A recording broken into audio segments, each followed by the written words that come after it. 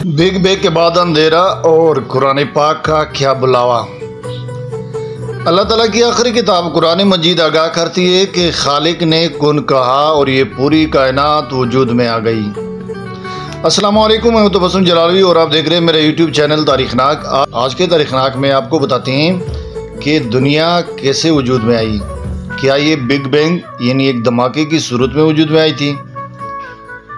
साइंसदान इसके बारे में क्या कहते हैं, आइए आपको बताते हैं। लेकिन तफसील पर जाने से पहले अगर आपने अभी तक मेरे यूट्यूब चैनल तारीखनाक को सब्सक्राइब नहीं किया तो सबसे पहले तो चैनल को सब्सक्राइब करें और फिर इसकी तमाम तर वीडियोस की नोटिफिकेशन हासिल करने के लिए इसके बेल आइकन को प्रेस कीजिएगा। साइंसदान कहते हैं कि एक बड़ा धमाका बिग बैंग हुआ और कायनात वजूद में आ गई।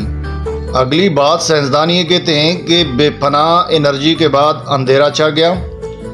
इसी अंधेरे में से एक रोशनी नमूदार हुई और इब्तिदाई सितारे और कहकशाएँ वगैरह वजूद में आईं।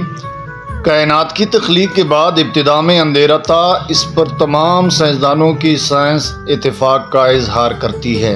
इस ज़माने में जब हम इल्हामी किताबों को देखते हैं तो कुरान मजीद दो पिछली इल्हामी किताबों तौरात और इंजील का बार बार तज़किरा फरमाता है। तौरात का पहला बाब या सूरत ही पैदाइश के उन्वान से है। पहली आयत यूँ है, खुदा ने इब्तिदा में ज़मीन और आसमान को पैदा किया। दूसरी आयत का एक हिस्सा यूँ है कि गहराइयों के ऊपर अंधेरा था। तीसरी आयत इस तरह है, और खुदा ने कहा कि रोशनी हो जा, और रोशनी हो गई। क़ारीन इकराम, तौरात का आगाज़ इन तीन आयत से हो रहा है। अल्लाह ताला ने कायनात को पैदा फरमाया। हर जानिब अंधेरा था, इस अंधेरे में से रोशनी को पैदा फरमाया। आइए अब अल्लाह ताला की आखिरी इल्हामी किताब यानी कुरान मजीद को देखते हैं कि वो क्या रहनुमाई फरमाती है। इसके बाद हज़ूर करीम सल्लल्लाहु अलैहि वसल्लम का एक फरमान मुलाज़ा फरमाते हैं और आखिर पर जदीद साइंसी रिसर्च को देखते हैं कि वो क्या कहती है। कुरान हकीम की एक सूरत मुबारक है जिसका नाम है अल-इनाम।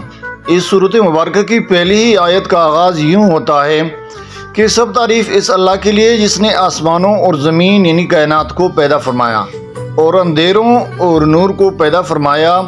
जी हाँ, यहाँ अल्लाह ताला ने कायनात की पैदाइश के बाद अपनी जिस पहली मखलूक का जिक्र फरमाया है वो अंधेरे हैं। अंधेरों के बाद नूर का जिक्र फरमाया है, यानी दूसरी मखलूक नूर है जिससे अंधेरों के अंदर तख्लीक फरमाया।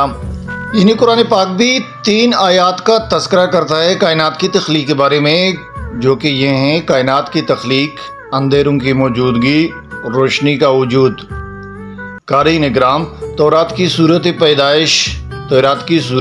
पैदाइश का आगाज़ जिन तीन बातों से हो रहा है, इन्हीं तीन बातों का आगाज़ कुरान पाक की सूरत अल-इनाम की इब्तिदाई बातों से भी हो रहा है। यहाँ से ये भी साबित हुआ कि जिस रब करीम ने तौरात नाजिल फरमाई उस रब करीम ने कुरान मजीद को भी नाजिल फरमाया। अगरचे दीगर आसमानी कुतुब में तब्दीली या रद्दोबदल हो चुकी है, मगर कुरान मजीद में कोई रद्दोबदल ताहाल नहीं हुआ और ये रद्दोबदल से पाक है, क्योंकि इसकी हिफाजत का ज़िम्मा खुद अल्लाह पाक ने लिया है, जो कि आयत का मफ़हूम है कि हमने ख़ुद इस ज़िक्र को नाजिल किया और हम खुद ही इसकी हिफाजत करेंगे। इस तरह अल्लाह ताला के आखिरी रसूल का इरशाद ग्रामी है, फरमाया बिलाशुबा अल्लाह ताला ने अपनी मखलूक को अंधेरों में पैदा फरमाया और इन मखलूक़ात पर अपना नूर डाला।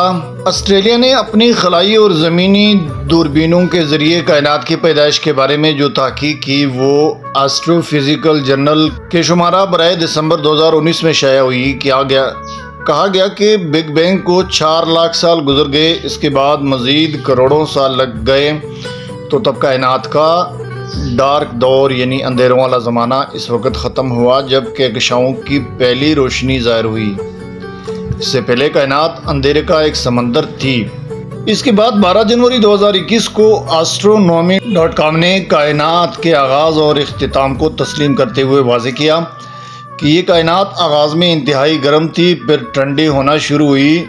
ये डार्क दौर यानी अंधेरों का ज़माना था। इस ज़माने में बुनियादी ज़राअत बनना शुरू हुए। ये इन्फेंट यूनिवर्स थी, जिस तरह दूध पीता बच्चा इन्फेंट यानी नौज़ायदा कहलाता है। शेर खारगी के दौरान नशोनुमा पा रहा होता है। कायनात भी अपने डार्क दौर में ऐसे ही नौज़ायदा और शेर खार थी। साइंसदान इसके बाद कहते हैं बिग बैंग के बाद एक बार फिर कायनात पटकर अलग अलग हो गई, क्योंकि तारीकी के अदवार के दौरान रोशनी अपने इर्द गिर्द के इशारों से निकल नहीं सकती थी। साइंसदान मजीद वाज़े करते हैं कि कायनात तमाम एनर्जी और मैटर के साथ बाहम मिली हुई थी, इसलिए रोशनी के बाहर निकलने और नुमाया होने का कोई रास्ता न था।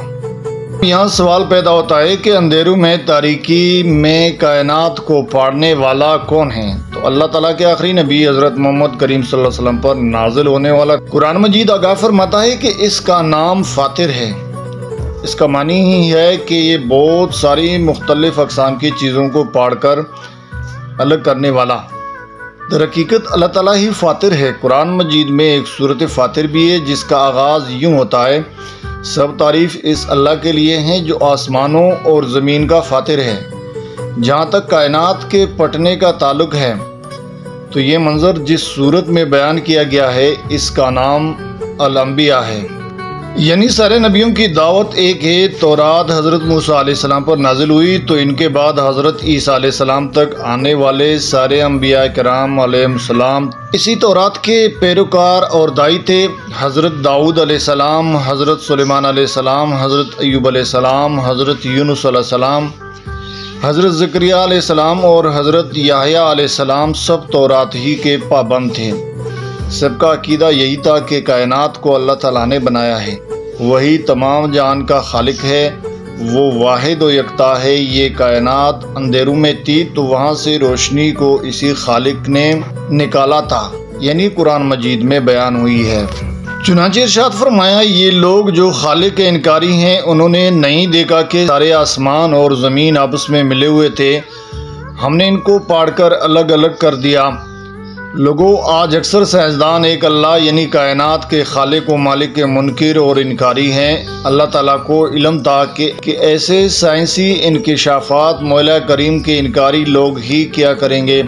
चुनांचे मंदरजा बाला आयत का अख्तिताम यूँ किया गया, क्या ये लोग अब भी ईमान नहीं लाएंगे? यानी ये लोग इतने बड़े हक़ाइक़ को देखकर भी हमारे आखिरी रसूल और अपने रब पर ईमान नहीं लाएंगे। ये तहक़ीक़ात के ज़रिए आज इस नतीजे पर पहुँच रहे हैं, खालिक व मालिक ने वो सारे हक़ाइक़ अपने कुरान में और अपने आखिरी रसूल सल्लल्लाहु अलैहि वसल्लम की ज़ुबान पर जारी फरमा दिए थे। लोगों, मौजूदा तरक्की याफ्ता साइंस के पैरोकार व रिसर्चर ये कहते हैं कि मौजूदा कायनात जिस तरह वजूद में आई थी इस तरह इसका अख्तिताम भी होगा। मौला करीम फरमाते हैं, जिस तरह किताबों का कातिब कागज़ को गोलाई में लपेटता है इस तरह हम आसमान को लपेट देंगे। जिस तरह हमने कायनात की औलीन पैदाइश का आगाज़ किया इसी तरह हम इससे वापस अपनी पहली हालत में ले आएंगे। ये वादा हमारे ज़िम्मे है, कोई शक नहीं हम हमेशा से वादा को मुकम्मल करने वाले हैं। कुरान की आखिरी यानी 30 पारवे में एक सूरत का नाम अल-इन्फितार है, यानी अल्लाह ही फातिर था जब कायनात अपने आगाज़ के मरहले में थी। अब कुरान के आखिरी हिस्से में आखिरत से मुतल्लिक़ ये पैगाम दिया गया है कि ये कायनात दोबारा पटेगी और इब्तिदाई मरहले पर ही वापस आ जाएगी। वही बनी हुई कायनात को इसके आखिरी मरहले पर लाया जाएगा। फरमाया, तब आसमान फट जाएगा, सितारे बिखर जाएंगे, समंदर पाड़ दिए जाएंगे, कब्रें उलट दी जाएगी। यानी आसमान भी फट जाएगा तो इसमें मौजूद सितारे और सियारे वगैरह भी फट जाएंगे, ज़मीन पर मौजूद समंदर वगैरह भी फट जाएंगे। जिस तरह बाम मिले हुए आसमान और ज़मीन एनर्जी और मैटर वगैरह को पाड़कर अलग अलग किया था, इसी तरह इन सब का वक्त आने पर इनको दोबारा पाड़कर अलग अलग कर दिया जाएगा। जिस तरह ये आगाज़ में अंधेरों में थे इस तरह इंतहा पर इन सब को फिर से अंधेरों की नज़र किया जाएगा। जिस तरह ये अदम से वजूद में आए थे इसी तरह वापस इनको अदम का शिकार कर दिया जाएगा। फिर क्या होगा? फरमाया इस दिन मौजूद ज़मीन को एक दूसरी ज़मीन के साथ बदल दिया जाएगा, तमाम आसमानों को भी बदल दिया जाएगा। सब लोग एक वाहिद कहार अल्लाह के सामने अचानक ज़ाहिर होंगे। आइए इस दिन की फ़िक्र करें। तो ये थी आज तक के लिए तारीख़ी मालूमात जो कि आपको बिग बैंग के बारे में बताई गई।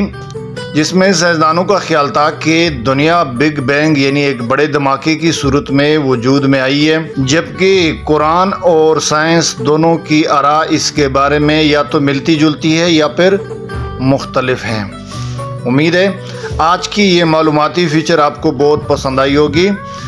अगली वीडियो तक मुझे दीजिएगा इजाज़त। और हाँ, हमारी अगली वीडियो का उन्वान होगा कि क्या ये कायनात मोहम्मद सल्लल्लाहु अलैहि वसल्लम जो अल्लाह के आखिरी नबी थे उसी की वजह से वजूद में आई, क्योंकि अल्लाह ताला फरमाते हैं लौलाका लिमा खलक तलफलाका, यानी इस दुनिया को मैं दुनियावी शक्ल ना देता अगर मैं मोहम्मद सल्लल्लाहु अलैहि वसल्लम को पैदा न फरमाता। तो आज के लिए इतना ही। जिंदगी रही तो एक और तारीखी व्लॉग के साथ बहुत जल्द हाजिर होंगे। तब तक के लिए अपना बहुत सारा ख्याल रखिएगा और मुझे दीजिएगा इजाज़त। मगर जाने से पहले चैनल को ज़रूर सब्सक्राइब करोगे और इसकी तमाम तर वीडियोज़ की नोटिफिकेशन हासिल करने के लिए इसके बेल आइकन को प्रेस कीजिएगा। अल्लाह हाफिज़, फ़ी अमान अल्लाह।